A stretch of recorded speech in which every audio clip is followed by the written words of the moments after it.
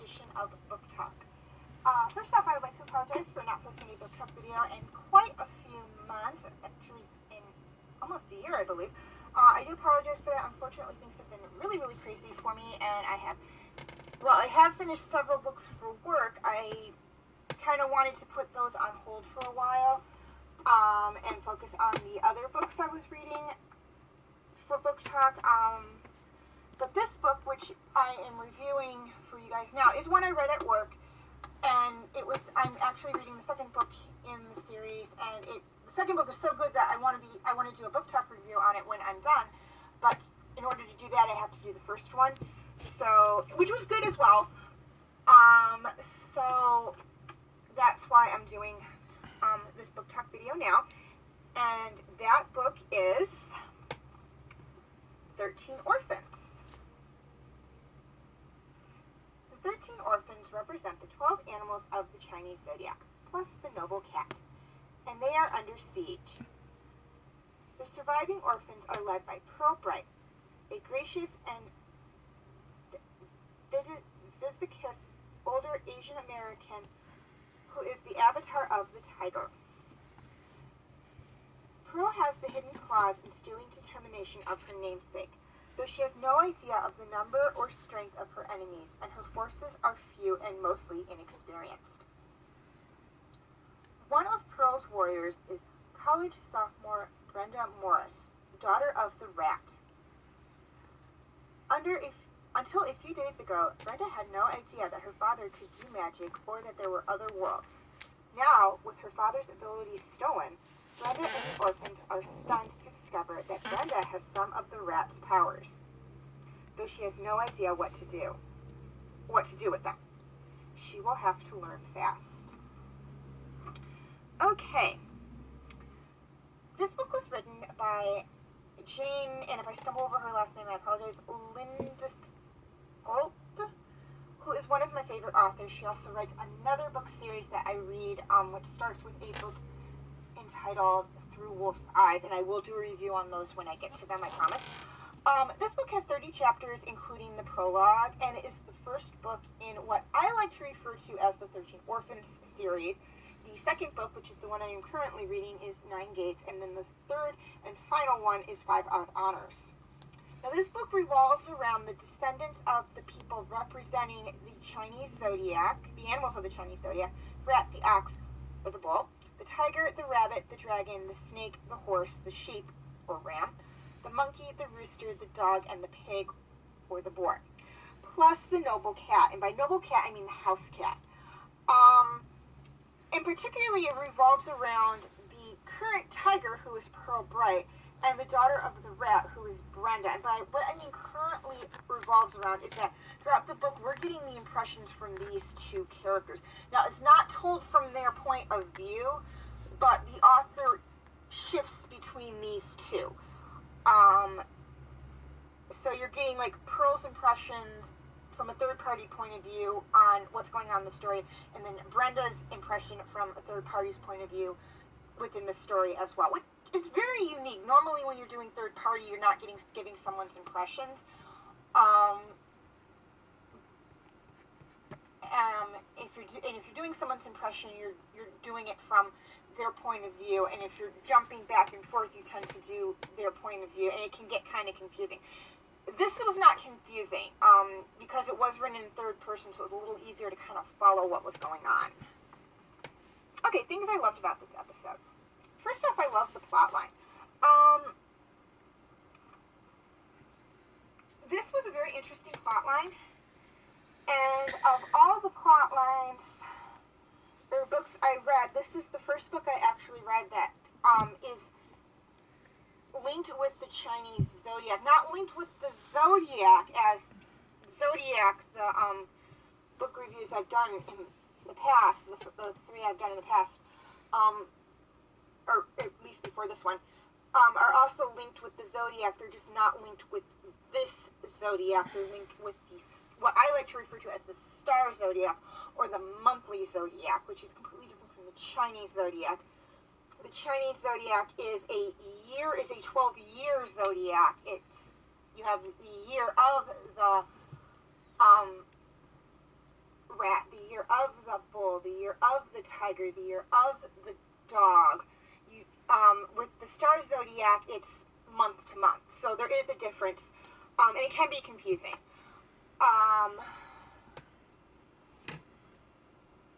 But I did like that. I liked the plot line, how it takes place in our world, but they talk about this mysterious other world that is referred to as the land born of smoke and sacrifice. And they talk about magic and how they each represent one of the animals of the Chinese zodiac. And then the storyline of how their ancestors came here was just fascinating and amazing in my opinion. And why there are 13 of them when there were only 12 advisors and whatnot. I don't want to give away too much in case you haven't read the book, because believe me, the book is worth reading. If you love stories about the Chinese zodiac, or you just love fantasy adventure stories, this is a book for you. It is amazing. It is wonderful. I highly recommend this book. Secondly, I loved the characters. Now, we don't have a lot of characters in the first book. We actually acquire more in the second book. But the main characters in this book, or by main characters, I mean the ones we spend the most time with, are, of course, Pearl and Brenda. We also spend time with the current rooster, Desley. And there's actually a very funny story on how he got his name within the story. But again, you're going to have to read that to find out. I found it very humorous, and it wasn't something that the plot line of the story needed, but I thought it was very, very cute reason why he got the particular name he has. Des is a shortened version of his first name, so you're going to have to read the book to find out what his actual first name is. So Pearl, Brenda, Des, Niche, I believe I'm saying her name right, who is the current rabbit, her little daughter, who is referred to as Lainey, and then the current dog, Charles, who is also referred to through the majority of the story as Rip Rap. As well as a mysterious stranger who the orphans, who is the group in this story is referred to, or referred to themselves as, who they refer to as Foster. Now, he's going to be a very important character. Not so much in this book. Well, he is, but he isn't. But he's going to be a very important character in the second book. But we'll get to that in the second, when I finish the second book, I promise. Now, Brenda's father is mentioned in this book. He's a character in this book, but he's kind of a side character. Because he loses his abilities, he's not taking an active role in this story. And then there is the noble cat, who is also mentioned in the book, but he does not take an active role in the story, much like Brenda's father, because he has lost his abilities as well. The only ones who haven't lost the only ones of the who represent the animals of the Chinese zodiac who have not lost their abilities are Pearl, Des, Rip Rap, and Niche. They're the only 4 out of 13 who haven't lost their abilities. So that means that 8 or 9 have. A good chunk of their number have. But we'll get into more of the other representatives of the Chinese zodiac and their family histories and whatnot in the second book, in the third book as well. We've covered a couple of them in the second book so far. I'm not even halfway done with the second book yet, so we still have plenty of time to get into the other ones. And we do have a third book to get through as well. We are also near the end of the story, going to introduce 3 other characters who will be very prevalent in the second book as well, but I will talk about them in the second book, I promise, because that's where they're going to have more of an influence on the events of the book as well. Thirdly, I loved the magic in this book. Now, the magic in this book is not like other books where there is magic. I mean, it is, but it isn't. In my opinion, it's very, very unique. They focus more on the Chinese lore of magic, and they use mahjong. Excuse me. Mahjong, and if I'm mispronouncing that, I apologize, to help with their spell casting. They also refer a lot to deities and whatnot from Chinese mythology and Chinese lore, which I thought was really neat. They could have, because it takes place in the United States, they could have done a mix of Chinese lore, Native American lore, and German lore, and this lore, and that lore, and that, and blah, blah, blah, done like a melting pot of lore within the magic of this book, and they don't. The author didn't. She stuck more with the Chinese lore, which, coupled with the Chinese zodiac, or the animals of the Chinese zodiac being represented by these people, I felt was a nice touch. You don't want to mix too many different cultural references, and you want to I would have stuck with just the Chinese lore as well with this story. And character-wise, I did like all the characters. I mean, the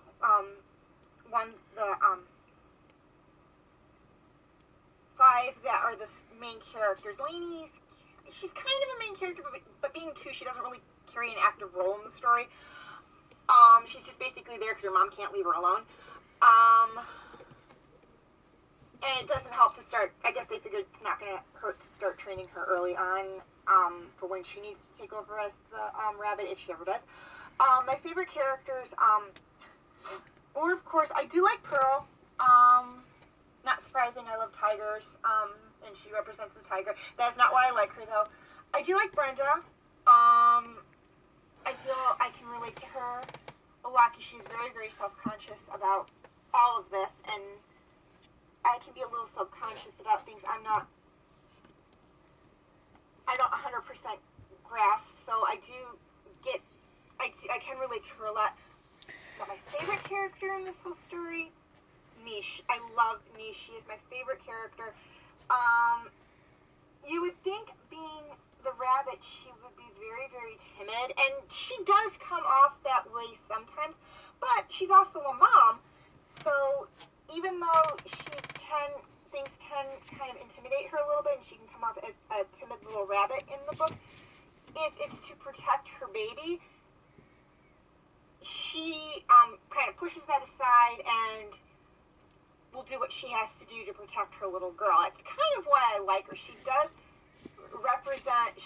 have the characteristics of her animal in her, but she will push that aside if she needs to keep Lainey safe, which is one of the reasons why she's one of my favorite characters. Okay, my next books that I will be doing videos on when I finish the books are, of course, 13 Rising for Zodiac, although that will happen once I rotate back to the Zodiac novels, so that will be a while. E. Esther Bunman and the Warrior's Eggs at the Earth's Core. Again, once I rotate back to the Guardians of Childhood books, I will do that one. Pegasus and the Origins of Olympus. That one's actually going to be on hold for a little while, due to the fact that I kind of had some craziness with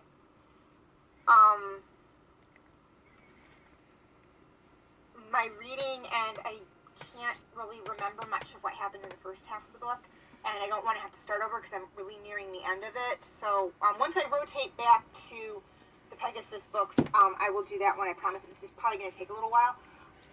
Magic Bleeds will be the next Kate Daniels book. I will have that one. I will not wait till I rotate back to that one. I am like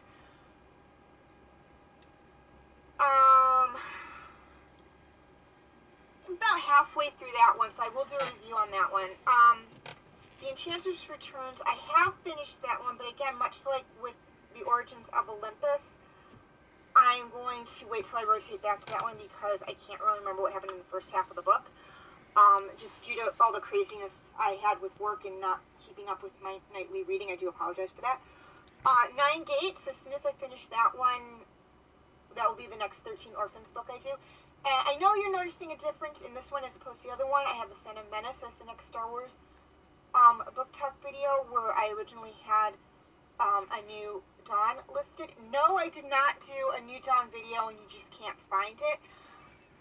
Again, I kind of, due to what was going on reading-wise, I forgot what happened in the first half of A New Dawn, and I decided, well, not going to take long to rotate back to that book. So I'll start with The Phantom Menace to do that one, and then do Attack of the Clones and Revenge of the Sith. And then I'll reread Kenobi and Ahsoka, and then I'll reread A New Dawn, and then I'll do a review video on A New Dawn. So we're going to have 3 more Star Wars books ahead of A New Dawn, and then I will get into A New Dawn. It has nothing to do with chronological order, as I've already done Kenobi and Ahsoka, and they take place after Phantom Menace. It just has to do with the fact that I didn't want to reread the book so soon after finishing it. I'm just going to wait till I rotate back to it. So I will get to that, I promise. Will definitely be in 2020. I just can't put an exact date on it. Okay, quick reminder on my comment rules.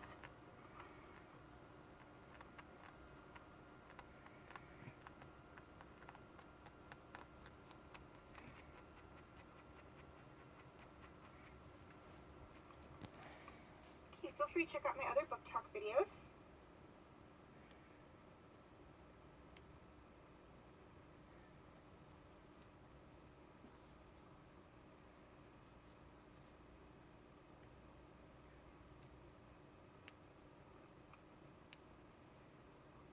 My other videos.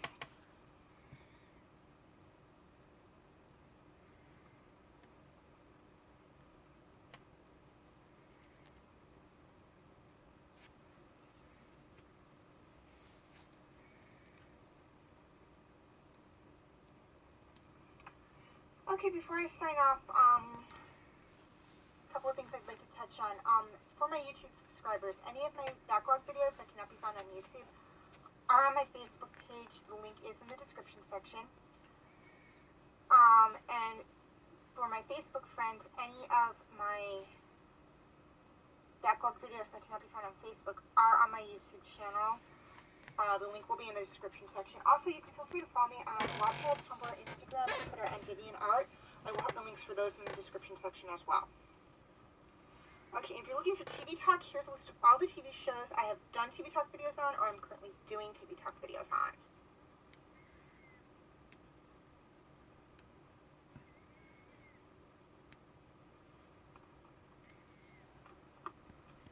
Okay, and as always, thank you for watching, and have a very nice day.